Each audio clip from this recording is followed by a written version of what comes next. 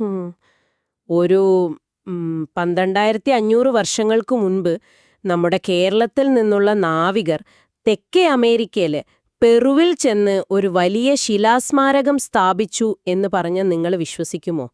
അപ്പോൾ അതും നമ്മൾ ഇന്നും കേരളത്തിൽ ആഘോഷിക്കുന്ന ഒരു വിശേഷ ദിവസത്തിലെ സൂര്യന്റെ ഗതി കൃത്യമായി അളക്കാൻ വേണ്ടി. ശരിക്കും ഇതൊരു സയൻസ് ഫിക്ഷൻ സിനിമയിലെ കഥ പോലെ തോന്നും. പക്ഷേ ഇന്നത്തെ ഈ ആഴത്തിലുള്ള അന്വേഷണത്തിലേക്ക് നിങ്ങൾക്ക് സ്വാഗതം. ഇന്ന് നമ്മൾ ചർച്ച ചെയ്യുന്നത് ക്യാപ്റ്റൻ അജിത് വടക്കേൽ വെളിപ്പെടുത്തിയ വളരെ അതിശയകരമായ ചില ചരിത്ര സത്യങ്ങളാണ്.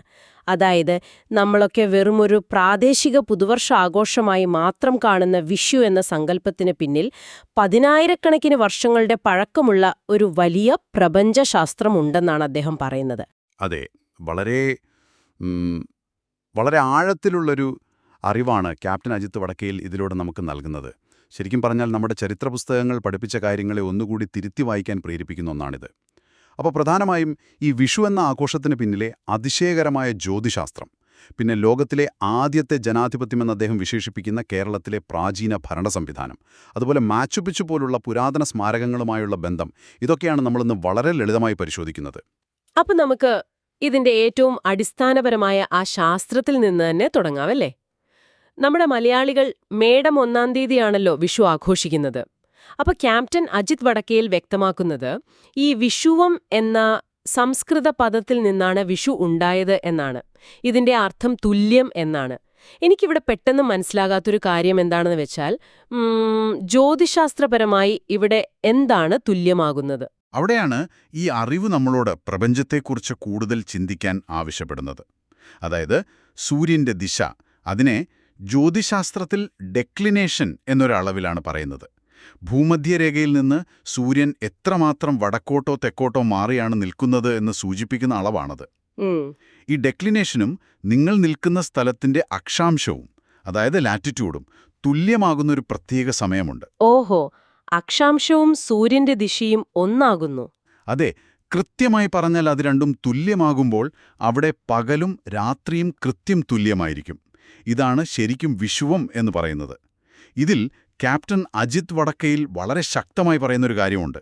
ഇന്നത്തെ പല പാശ്ചാത്യ കലണ്ടറുകളും വെറും ഋതുക്കളെ അല്ലെങ്കിൽ സീസണുകളെ മാത്രം അടിസ്ഥാനമാക്കിയുള്ളതാണ്. പക്ഷേ നമ്മുടെ പരമ്പരാഗതമായ മലയാളം കലണ്ടർ എന്നത് നക്ഷത്രങ്ങളുടെ കൃത്യമായ സ്ഥാനങ്ങളെ അടിസ്ഥാനമാക്കിയുള്ള സിഡീരിയൽ കലണ്ടറാണ്. അതായത് ഋതുക്കൾ മാറിയാലും ഈ കണക്ക് മാറില്ല അല്ലേ? കൃത്യമായി പറഞ്ഞാൽ അതാണ്. ഋതുക്കൾ ആയിരക്കണക്കിന് വർഷങ്ങൾ കൊണ്ട് പതിയെ മാറിയേക്കാം. എന്നാൽ നക്ഷത്രങ്ങളുടെ സ്ഥാനം അടിസ്ഥാനമാക്കിയുള്ള കണക്കുകൂട്ടലുകൾ പ്രപഞ്ചത്തിൽ എക്കാലത്തും കൃത്യമായിരിക്കും. ആ ഒരു ഗണിതപ്രകാരം സൂര്യൻ മേടം രാശിയിൽ പ്രവേശിക്കുന്ന കൃത്യമായ സമയമാണ് വിഷു എന്നാണ് അദ്ദേഹം വ്യക്തമാക്കുന്നത്. ശരിക്കും അതൊരു അത്ഭുതപ്പെടുത്തുന്ന ആസ്ട്രോണോമിക്കൽ ടൈമറാണെന്ന് പറയാം. അപ്പോൾ ഇതിലെനിക്ക് വളരെ കൗതുകം തോന്നിയ മറ്റൊരു ഭാഗം ഭൂമിയുടെ അച്ചുതണ്ടിന്റെ ചരിവിനെക്കുറിച്ച് പറയുന്നതാണ്. ഭൂമി 23.4 ഡിഗ്രി ചരിഞ്ഞാണിരിക്കുന്നതെന്ന് നമുക്കറിയാം. എന്നാൽ ക്യാപ്റ്റൻ അജിത് വടക്കേൽ പറയുന്നത് വിഷ്ണുവിന്റെ വരാഹ അവതാരമാണ് ഭൂമിയെ ഈ കൃത്യമായ കോണിൽ ചരിയിച്ചു നിർത്തിയതെന്നാണ്. ശാസ്ത്രവും ആത്മീയതയും തമ്മിലുള്ള ഈ ഒരു വലിയ ബന്ധം ശരിക്കും ചിന്തിപ്പിക്കുന്നതാണ്.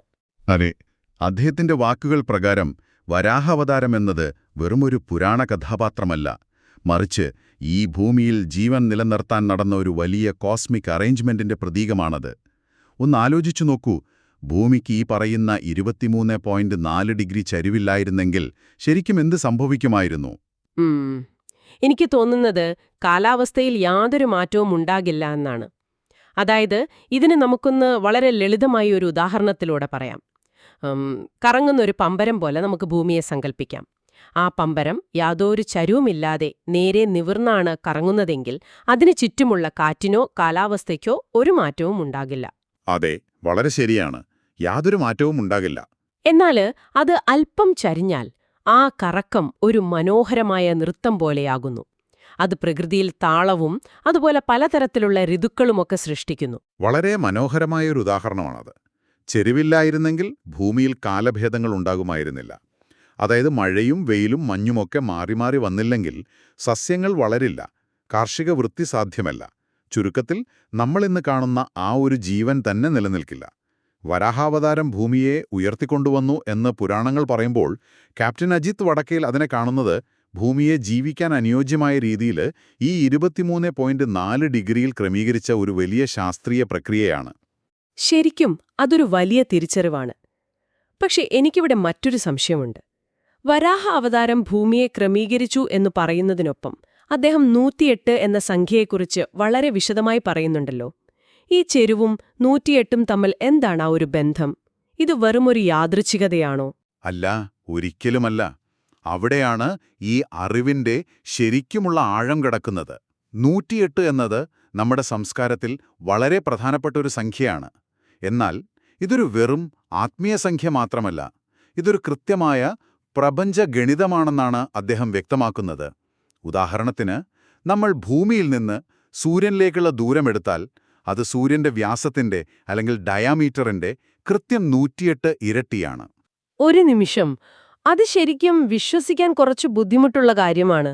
സൂര്യനും ചന്ദ്രനും തമ്മിൽ വലിപ്പത്തിൽ വലിയ അന്തരമുണ്ടല്ലോ, ദൂരത്തിലും വലിയ വ്യത്യാസമുണ്ട്. അതെ, ഉണ്ട്.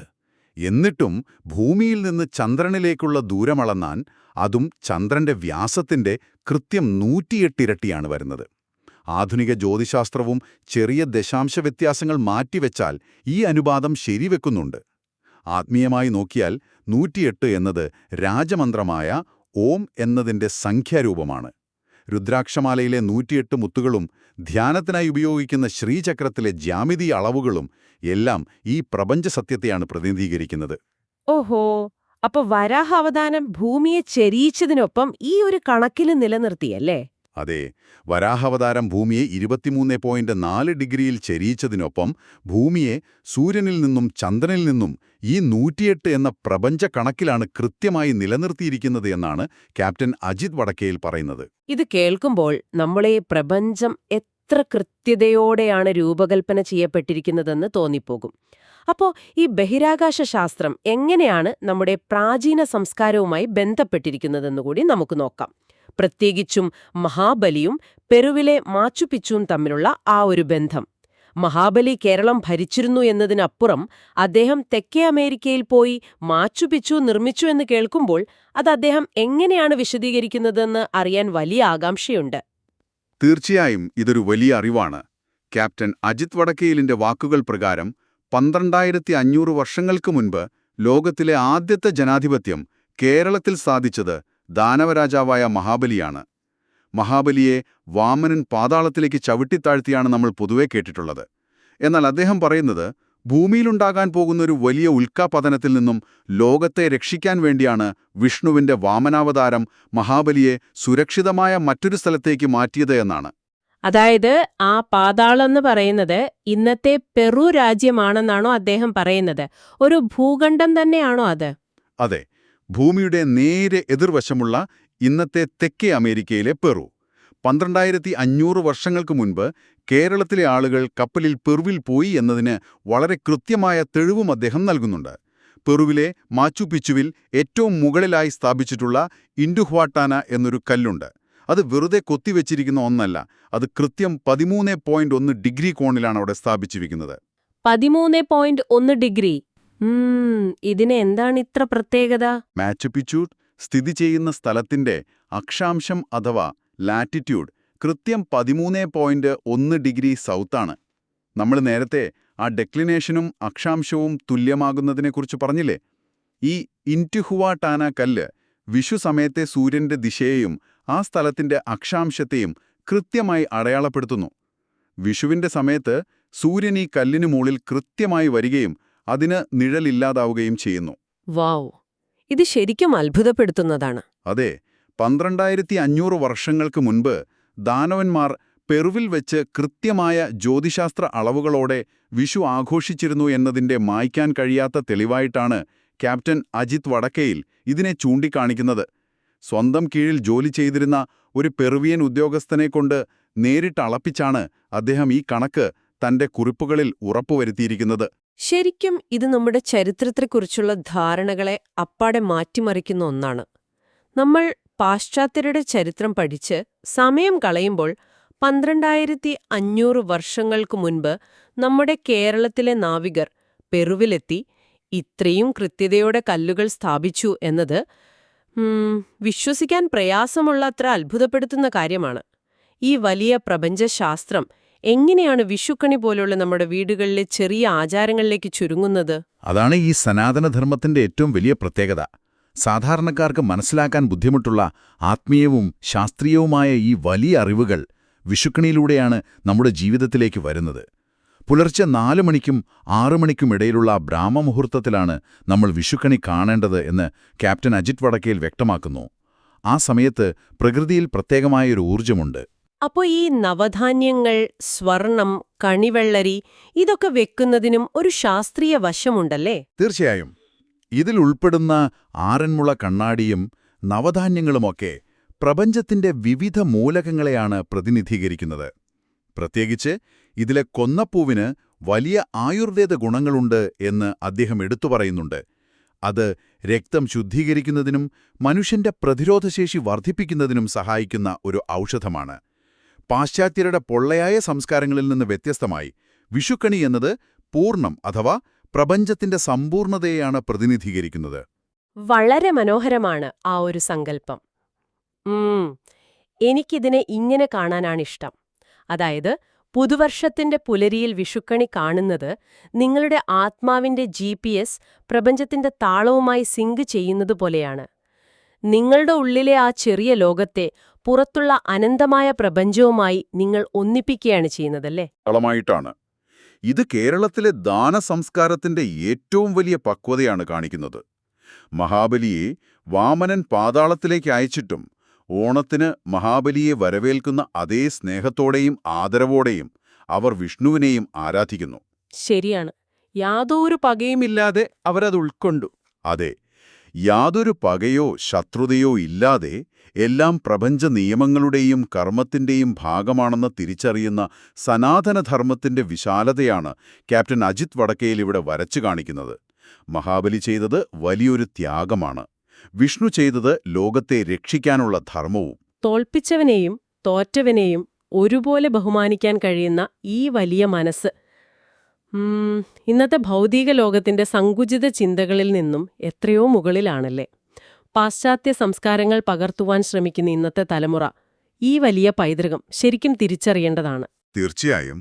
ഭൂമിയുടെ ചെരിവു മുതൽ മാച്ചുപിച്ചുവിലെ കല്ലുകൾ വരെ നീളുന്ന ഒരു വലിയ ശാസ്ത്രമാണ് നമ്മൾ വെറുമൊരു ആചാരമായി മാത്രം കാണുന്ന വിഷുവിനുള്ളത്. അപ്പോൾ നമ്മൾ ഈ ഒരു ആഴത്തിലുള്ള അന്വേഷണം അവസാനിപ്പിക്കുമ്പോൾ നിങ്ങൾ ഒന്നോർക്കുക. ഭൂമിയുടെ 23.4 ഡിഗ്രി ചരിവ്, 108 എന്ന പ്രപഞ്ച ഗണിതം, മാച്ചുപിച്ചുവിൽ പതിഞ്ഞിരിക്കുന്ന 12,500 വർഷത്തെ കേരളത്തിന്റെ ജനാധിപത്യ ചരിത്രം, ബ്രാഹ്മമുഹൂർത്തത്തിലെ വിഷുക്കണിയുടെ പുണ്യം, ഇവയെല്ലാം ഒത്തുചേരുന്ന പ്രപഞ്ചത്തിന്റെ തന്നെ ഏറ്റവും പഴയ ആഘോഷമാണ് വിഷു എന്ന് ക്യാപ്റ്റൻ അജിത് വടക്കേൽ നമുക്ക് കാട്ടിത്തരുന്നു. അതെ, വളരെ ലളിതമായി എന്നാൽ ഏറ്റവും ആഴത്തിൽ അദ്ദേഹം അത് നമ്മിലേക്ക് എത്തിച്ചിട്ടുണ്ട്. അവസാനമായി നിങ്ങളോട് ഒരു കാര്യം ചോദിക്കട്ടെ. അടുത്ത തവണ നിങ്ങൾ ബ്രാഹ്മമുഹൂർത്തത്തിൽ ഉണർന്ന് ആറന്മുള കണ്ണാടിയിലേക്കും സ്വർണവർണ്ണമുള്ള കൊന്നപ്പൂക്കളിലേക്കും നോക്കുമ്പോൾ നിങ്ങൾ കാണുന്നത് വെറുമൊരു വാർഷിക ആചാരം മാത്രമാണോ? അതോ 12,500 വർഷം മുൻപ് ഈ പ്രപഞ്ചത്തെ മുഴുവൻ തന്റെ ഉള്ളിലേക്ക് ആവാഹിച്ച ഒരു മഹത്തായ സംസ്കാരത്തിന്റെ പ്രതിഫലനമാണോ നിങ്ങളവിടെ ദർശിക്കുന്നത്? ഇതിനെക്കുറിച്ച് നിങ്ങളൊന്ന് ചിന്തിച്ചു നോക്കൂ. ഈ യാത്രയിൽ ഞങ്ങളോടൊപ്പം ചേർന്നതിന് നിങ്ങൾക്ക് നന്ദി.